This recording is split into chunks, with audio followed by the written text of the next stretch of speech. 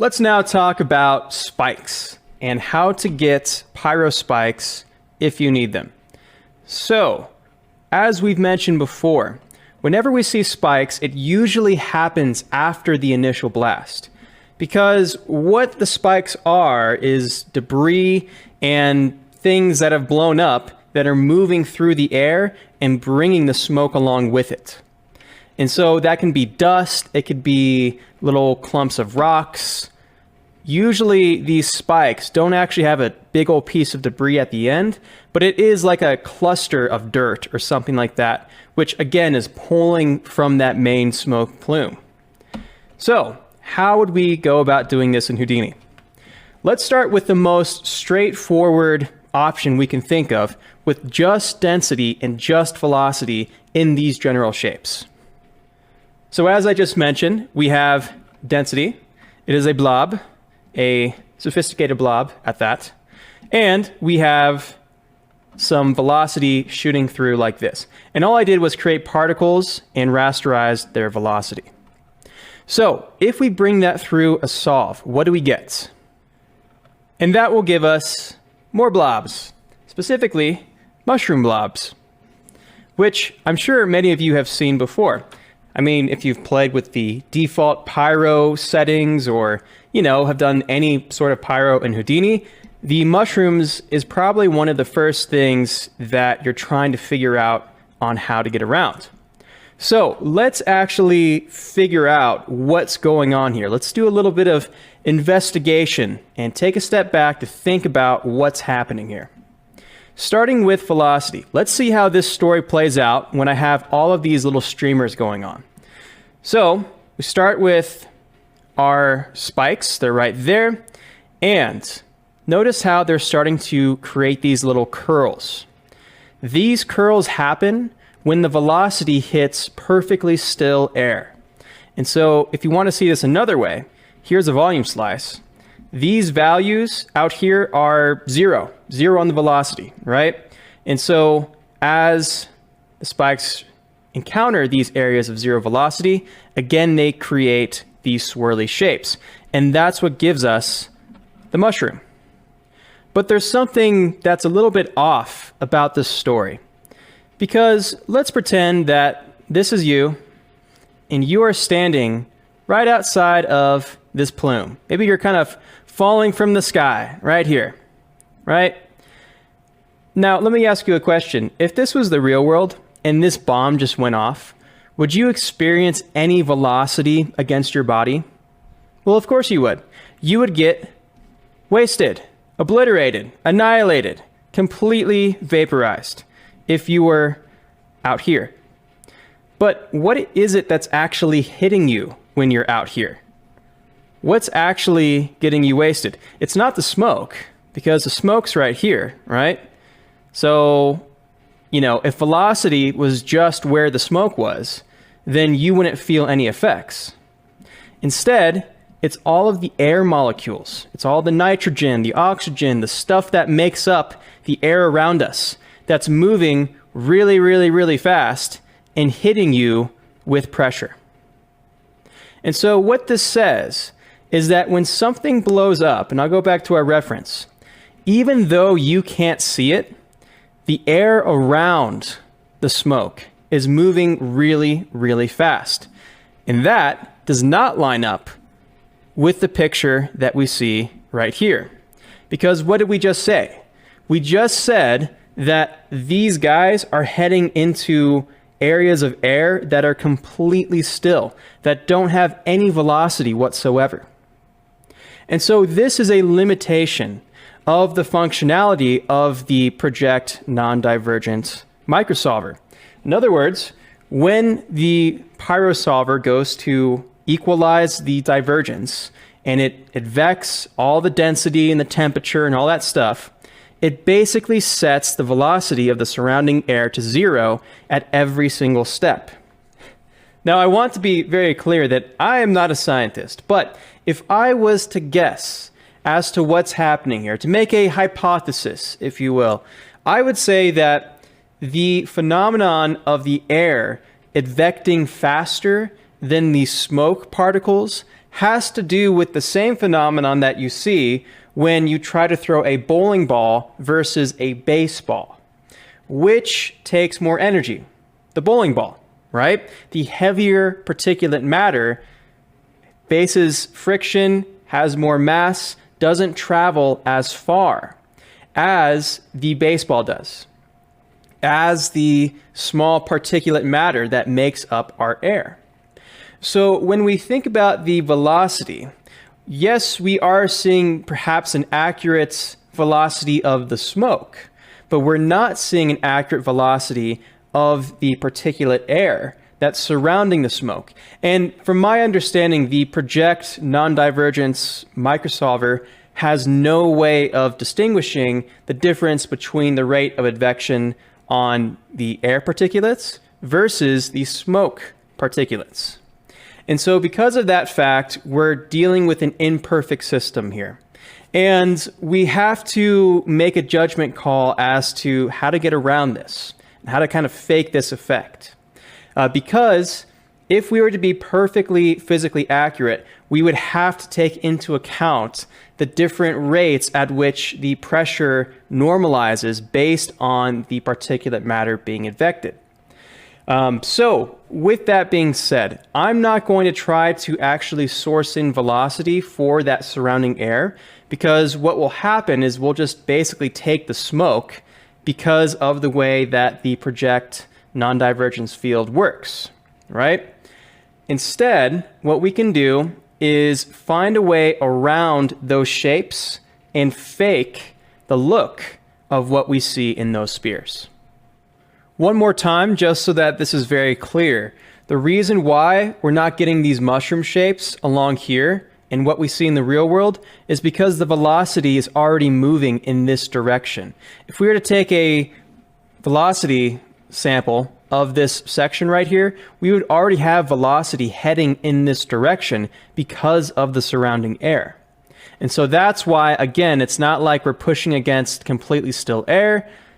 And that's why in the real world, we don't see these mushroom shapes occurring. Now, back to our original conundrum. How can we fake this? Well, depending on the pyro simulation, you might be able to send forth velocity ahead of time. But the issue, again, is that it's going to drag all of your density with it. If, let's say, we added velocity to this, our density would already be pulled in those directions. And we can't get that delayed effect that we see when, let's say, we start with the plume and then the spikes show up after that. And so if we had velocity ahead of time, this plume shape right here would already be taking on those spike shapes. And so that's not really going to work in this situation. Another idea is you can try masking the areas that velocity is allowed to affect. So let's say that we have a mask field, which basically says, okay, velocity is only allowed to be affected in, let's say, this cone shape area right here. So let's say that, we have this, this field here can be a pump, or if you're using axiom right here, that would be essentially your influence field. It's like a mask of where velocity is allowed to happen. Well, if that was the case, this influence field would basically ignore the swirls that are trying to affect it around here. And so that's not a bad route to go, because that basically allows us to define the exact shape of the areas that velocity is allowed to go in. But if we do that, we still end up with an issue, because velocity is still allowed to push the density outside of the mask region. So let's suppose that we have a mask or a field called pump. Same thing. That's right there. This mask is saying that when we source in velocity, that velocity is only allowed to affect this area. Or I guess velocity is going to be multiplied by whatever the source is. So in other words, anything inside the mask is not allowed to give us the mushroom shapes. But the reason why we still see the mushrooms is because values inside the mask are being advected outside of the mask. over here, let's say. And because it's outside the mask, then it's allowed to impact that area of zero velocity and begin forming these mushroom shapes. So that's what we're seeing right here. Now, what are some ways around this? Well, there's a few things. Number one, when we go to do the mask or when we do the pump, we want that pump to extend beyond where the emission is happening. So let's say that this light blue area is the mask. The area that we emit density or velocity needs to be within that mask, and we need to have it extend beyond where that emission is. That way, if let's say velocity pushes a value of density over here, that density still falls within the mask, and the mask specifies exactly what the velocity is allowed to be. So the velocity is not allowed to turn into a mushroom, even if it gets advected beyond where it was emitted.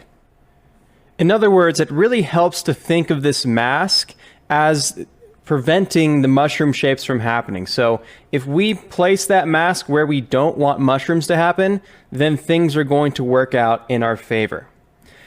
Now, one thing to also know about this technique is that it's not perfect in the sense that it's not going to give us the natural look of smoke evolving throughout the air. The reason why is because we're specifying exactly what the velocity needs to be at every single step. It's not allowed to go through many of the normal processes that happens when you run a pyrosim. And so the downside to this technique is that you're going to need to specify exactly what you want the density to look like. And we'll do a few things to try to break that up, but it is going to be a challenge to make this thing not look like just a perfect giant spike. You know, sometimes you see pyrosims and it's like this perfect spike, and it never really turns into a fluffy pyro plume. And so we do have to be careful about that with this situation. If we take a look at this reference here, the spike shapes don't really last for very long. And so if we take a look at this spike over here as an example, that goes forward maybe a few frames and then it turns into the cloud. And so with that mask, like I was saying, we have to be careful not to keep that mask around for too long. Otherwise, this area isn't going to meld into the rest of the plume. All right, so the mask is going to take care of the mushroom shapes. That's all good. Let's take a step back though and try to think ahead on what our general game plan is. Because if we try to make these spikes through the sparse pyrosolver and through everything that we've been doing, all just in one big solve, it's going to turn into quite a mess and it's going to take forever. Here's why. Let's say that you go to do a sparse solve and you're trying to figure out the size of the spikes, you're trying to figure out the timing of everything, you're testing out settings, and you need to iterate quickly because there's deadlines coming up, right? And so you set the simulation on the sparse pyrosolver to 0.1, very coarse, and you don't have any substeps, just to see what things are doing.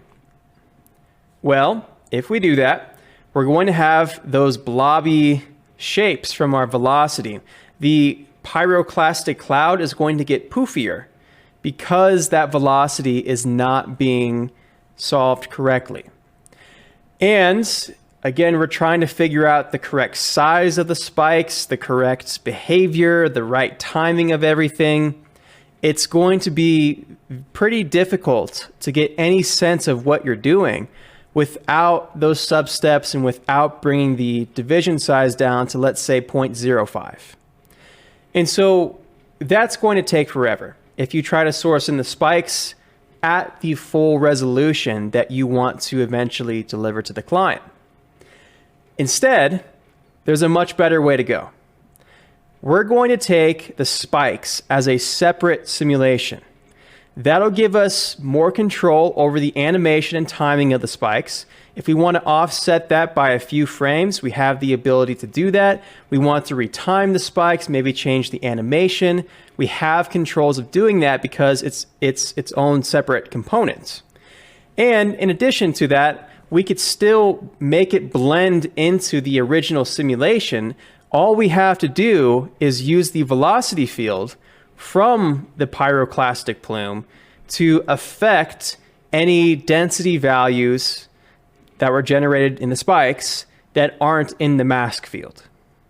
So to say that again, we can take velocity and use that to influence the behavior of the spikes. And we don't necessarily have to go through our sparse solver to get that same motion in there.